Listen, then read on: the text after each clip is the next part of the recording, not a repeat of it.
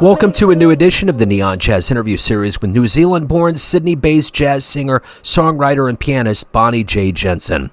We caught up with her to talk about her new 2025 CD, Rise, and a wide-ranging music career. This new project is 1 hour of accessible contemporary jazz, bridging the worlds of soul, Latin, pop, and straight-ahead jazz, drawing from the songbooks of Chick Corea, Herbie Hancock, James Taylor, Sting, Michael Franks, and so many others. A record steeped in tradition, yet unafraid to take detours, her unique artistry shines through her acclaimed albums and reflects a life lived internationally.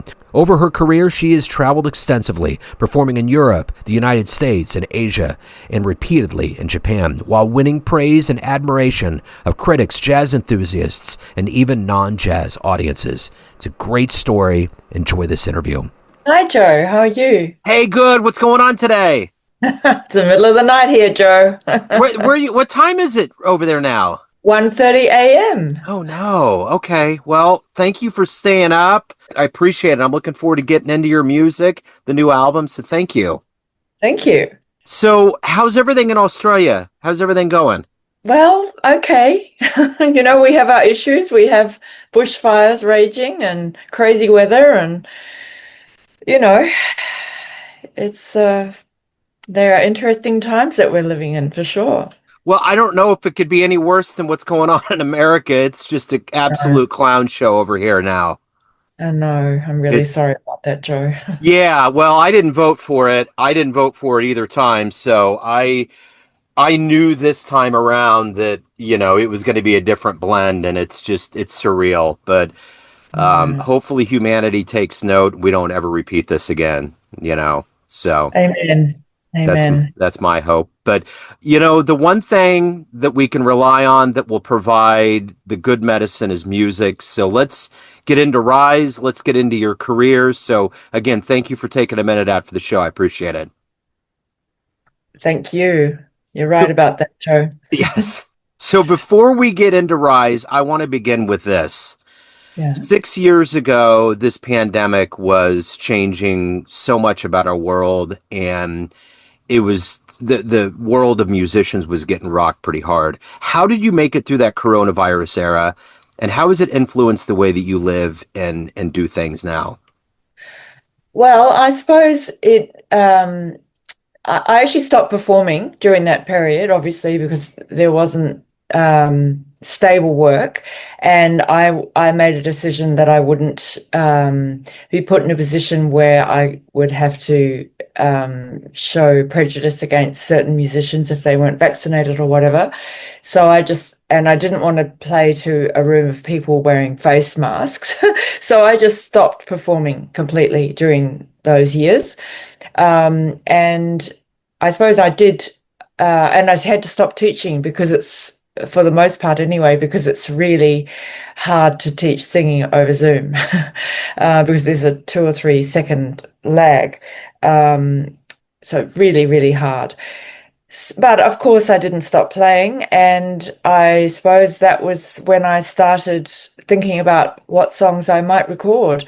And how we have comfort food, I suppose we also have comfort music, and indeed some of the tracks that I selected for this album were kind of my comfort songs. I'm thinking in particular of Reminiscing, which was a song that the Little River Band released in Australia in the 70s, and it was such a great song, which I ended up having a big band arrangement made for.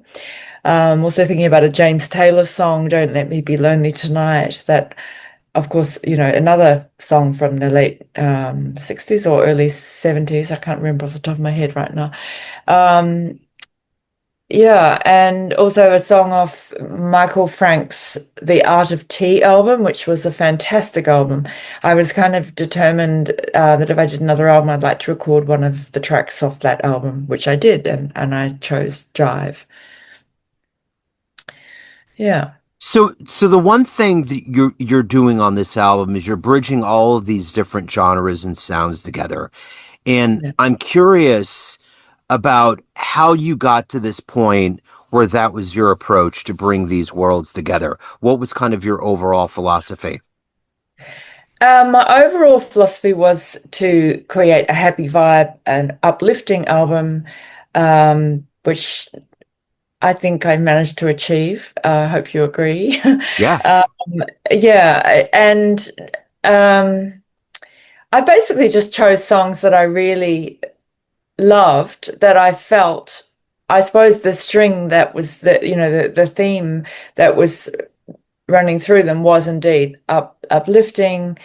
Um, there's only one ballad on that album, and that's the last one, I Don't Nearly Be Lonely Tonight. Which even, yeah, I think it's I also think that heartwarming material I wanted is important, and I hope that that's what I provided. Because I believe that if people are in touch with their emotions, they're less likely to be violent. In other words, kind of promotes more peace in the world. So yeah, and I don't know, it's I suppose one creates the cohesion through having the same musicians. Um, and although I also had three tracks with big band, but somehow it's kind of blended together. Also, I guess one chooses the right order of the songs. That makes a difference as well. So what are you ultimately hoping the listener gets from Rise? Indeed, that they feel that their mood is elevated, that they might feel a sense of nostalgia in a happy way, and that it's kind of heartwarming in some way. So take me back to the beginnings of your life. How did music take hold? Was it always going to be music for you?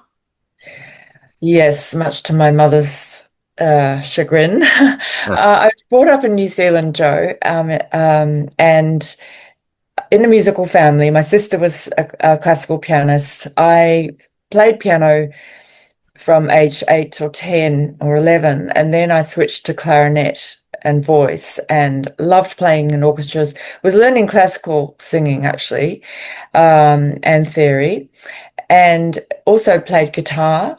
And I didn't get back to the piano until I was about 17, when I decided I wanted to sing professionally. Goodness knows where this ambition came from, I must say. But I was very shy. So I decided I'd hide behind the piano, which is actually what I did for years. And I played on some of my previous recordings. Rise is actually my fifth album. And but this for the last two albums, I've been working with pianist Matt McMahon, who's really an outstanding pianist. So I haven't felt the desire to play on the last two albums because of Matt. And anyway, gradually I started singing and then songwriting, and I was always learning new songs. I was out gigging by the time I was 18, 19. I was working in the most elegant restaurants and piano bars in town. That's where it began, Joe. So talk to me a little bit about the first live show, jazz or otherwise, that you saw that blew you away and maybe swayed the way that you approach the stage, whether consciously or subconsciously. That's a good question. Well, I remember our mother, we went to a lot of classical concerts, but one concert that really stands out as me realizing the power of music to change the state of a human was um, in a very beautiful venue, the Christchurch Town Hall, which actually got destroyed in the earthquake. I think they've rebuilt it though. Um, I think it was Lou Rawls of all people, actually. And it's just started with swirling lights. And I remember just thinking, oh my God, this is the best thing ever. And then of course, probably subconsciously, I've always sort of striven to create an ambience, not just and I pay attention to visuals as well as um sound, as well as the music. I also want things to look really good because I want the audience to have a really lovely experience. Yeah.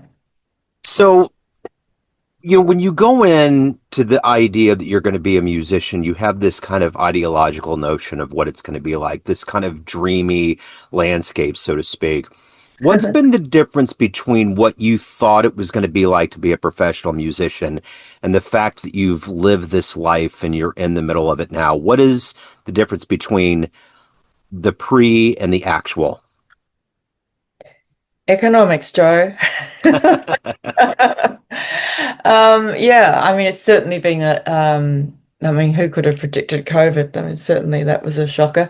But prior to that, well, I had a pretty good run. I worked a lot overseas, in Asia, and particularly in Japan and Hong Kong for a few years. I was pretty lucky. I had some really, really lovely experiences there working with musicians a lot overseas, also in Europe. I was also worked in New York briefly.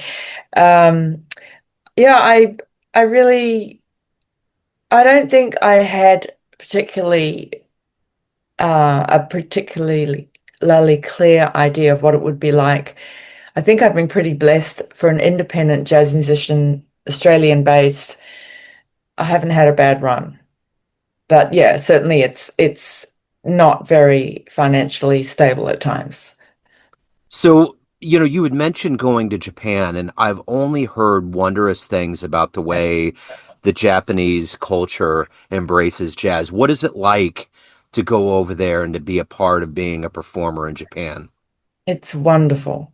I don't think these days they're importing so much music as they used to, or so many professional musicians as they used to, especially for longer contracts. They, of course, Blue Note and the jazz, those leading jazz clubs are still there, but certainly I don't think it's what it was in terms of budgets and things. But it's one thing's for sure, the Japanese really do embrace jazz and art in general, and in my experience, they really do treat artists like royalty. So, the one thing that we kind of talked about before we got on here is kind of what's going on in the world right now. And particularly in America, there's a level of stress, there's a level of chaos that's going on that's kind of radiating out into the world. And I know that every country has their issues, but I think more than ever, music is kind of a medicine for people, especially live shows, to be able to go and escape for a little while. How much of being a performer live are you thinking about? And even with your new album, how much are you thinking about giving people in the audience collectively that level of escape, that level of kind of swimming through artistry for a little while? Yeah, I'd say that when I've produced an album, I honestly just want to create something that is a panacea, and indeed just something to make people feel really happy. Um, Indeed, that's always been very clear in my intention. So, talk to me a little bit about what do you like the best about being a professional musician? What gets you up every day? What do you love about being a professional musician evolving in your craft all the time? I really love working with great musicians, such as the ones I do work with. Graham Jesse, who multi-instrumentalist who features beautifully on Rise. Matt McMahon, the piano player. Brett Hurst, a leading Australian bass player. Nicholas McBride, my drummer. Um, there Ray Kassar plays some amazing trumpet solos. These, yeah, musicians like this really do inspire me. And I'm also a songwriter, although I only wrote 2 tracks for Rise. And I must say, I'm tremendously fascinated by presenting original material to musicians of this caliber and seeing what they do with it, what they add to it. It's just fabulous. That is my favorite thing for sure. It's a great honor to work with these great minds. And, together you just create a new entity. It's really exciting. And the one thing too about your career is that you've had the chance to be around legends and luminaries and you've learned from them. What have you taken from those experiences And yourself, what do you give to younger players that you get around? What do you want them to understand about not only jazz, but being a professional musician? Yeah, I've met some of my absolute heroes, including Pat Metheny, Diane Reeves, oh, who else? So many people. I even met Herbie Hancock briefly. And these people, they are at the absolute top of the game, but they are so humble and so kind. And yeah, it's so beautiful. I remember being completely starstruck when I met Diane. Actually, it was backstage at the Blue Note in Tokyo, and we spent half an hour together. It was just beautiful, just her and me, talking about life on the road. We were both, and we were both struggling with it a bit at the time, and it was just really special. Um, it's really inspiring to meet your heroes, I've got to say, Joe. It's interesting you mentioned Pat Metheny. Right as this pandemic began, I moved to his hometown. I moved to Lee Summit, Missouri, where he's originally from. Ah, Yeah, I love Pat. I've seen him perform so many times, and he's such a generous performer. That's yeah. another takeout, from him. He is such a generous performer, and I am so enamored with so much of the music that he's created. Absolutely. So let me ask you this. Mhm. At the end of the day, why do you love this art form we call jazz? I think I love the freedom that jazz affords. One needs to acquire skill, the more the better. And then one has the freedom. One has a lot of freedom in jazz. And I think that's just such an exciting thing. And the human voice is so expressive. I think vocalists have a lot in common with wind players, as our expression is not mechanical. We employ and manipulate the breath in order to express ourselves. The wide spectrum of possible sounds ranges from vulnerability to elation to anger to trepidation. I think that I notice a difference between people's responses to piano as opposed to voice. People, I don't know, it kind of just resonates deeper. That's my experience. So I'm very honored to sing, actually. It's a beautiful expression, and I really enjoy teaching singing. So let me ask you this. If you could get into a time machine and go back in time and see one jazz performance, where would you Oh, go? Who are you going to see? um, Shirley Horn, Okay. because because I never got to see her live, and oh, I've learned so much from listening to her, especially as a pianist vocalist. I mean, honestly, she's just such a musician's musician. Yeah. So, Bonnie, at the end of the day, everyone has a perception of you. Family, friends, everyone you play with on the bandstand, students, everyone that gets your music, but you run the show. What's your perception of you? Who do you think you are? Oh, wow. I think I'm a hardworking, fairly driven girl who sort of marches to the beat of her own drum. I'm a passionate perfectionist who strives to create fresh and relatable sounds that elevate people's moods. So, we've entered a new year. I'm curious, what are you doing for live shows? What's the itinerary for Rise and beyond? Yeah, I'm hoping to perform in Melbourne this year. I'd love to go back to Japan. I'm just starting conversations with someone about that to see if we can make that happen. And I've got a few gigs coming up in Sydney with my trio. I would really love to work with this core band that played on Rise. It's just not easy to organize that in Sydney. We've got less venues than we used to have, sadly. Um, but yeah, I'd really like to. Um, Obviously, it would be great to tour, but I haven't done anything yet about organizing that. I'm just sort of getting over having put out and released to the world this new album. So, where's the best place for people to pick up a copy? I know it can be streamed, but as far as like really the economics of benefiting you, where can people pick up a copy? Probably Bandcamp is best. Okay. And of course, it's on all the streamers. And then there is a record store called birdlandrecords.com.au where through which I sell physical copies, and they ship them anywhere. So www.birdlandrecords.com.au is a fantastic online record store. So yeah, those are the two best places. Excellent. I will put those links in the show notes. Bonnie, this has been an absolute joy. Thank you for staying up. Thank you for taking a minute out.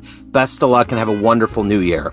And thank you, Joe. All the best. Thanks for listening and tuning into another Neon Jazz interview, where we give you a bit of insight into the finest players and minds in New Zealand, New York City, Kansas City, and spots all over the world, giving fans all that jazz. And thanks to Bonnie for her time and story. If you want to hear more Neon Jazz interviews, you can find us on Spotify and Apple Podcasts.